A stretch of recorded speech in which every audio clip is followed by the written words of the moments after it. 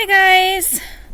I miss you, and I thought that it would be a really cool thing if you were able to listen to our story from class. So I'm going to read a little bit to you every day so you can come on our Google Classroom and check it out. We are currently on chapter 7, and we just left off with him just coming home from getting his dogs. So that's where I'll start and read for a little bit. It seems that the worries and wants of a young boy never cease. Now that I had my pups and other obstacles had cropped up, this one looked absolutely impossible. I had to have a coonskin so that I could train him.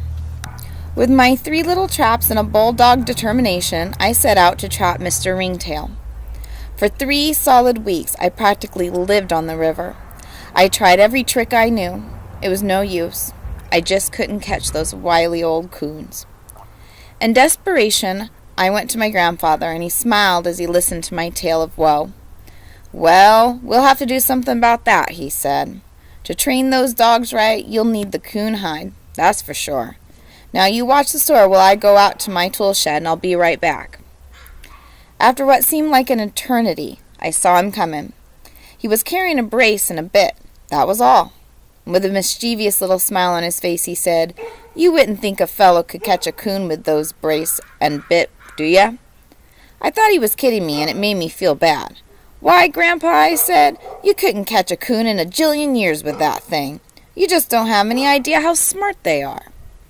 "Yes, you can," he said. "You bet your boots you can. Why, when I was a boy, I caught coons on top of coons with one of these things." I saw Grandpa was serious, so I got interested.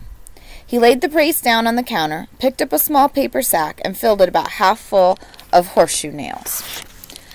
"Now you do everything exactly as I tell you," he said, "and you'll catch that coon." "Yes, sir, Grandpa," I said. "I will. I'll do anything to catch one."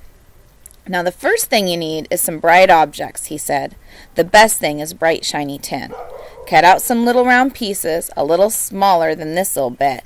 Do you understand me?" And I nodded my head. "Now," he said, "you go down along the river where there are a lot of coon tracks. Find a good solid log close by and bore a hole down about 6 inches.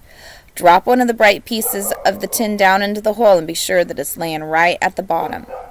I was all ears. I didn't want to miss one word my grandfather said. Now and then I would glance at him to see if he was kidding me. In a serious voice he went on talking. "Now pay close attention," he said, "because this is the main part of the trap." With eyes as big as a hoot owl's, I looked and listened.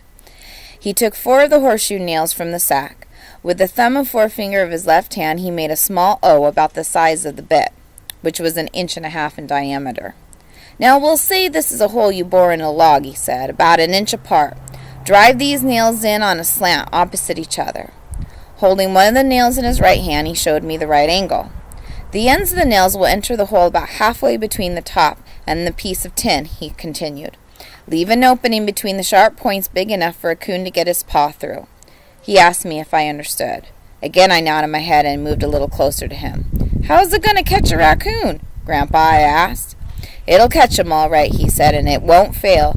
You see, a coon is a curious little animal. Anything that is bright and shiny attracts him. He will reach in and pick it up, and when his paw closes on the bright object, it balls up, and when he starts to pull it from the hole, the sharp ends of the nail will gouge into his little paw, and he'll be caught." He looked at me. "Well, what do you think of it?" he asked. All right, that's about as long as I can do for it to go on the Google Classroom. I miss you guys. I hope that you guys enjoy the story. Come back tomorrow. Look on Google Classroom in the classwork tab underneath where the red fern grows. See you guys soon. Be safe.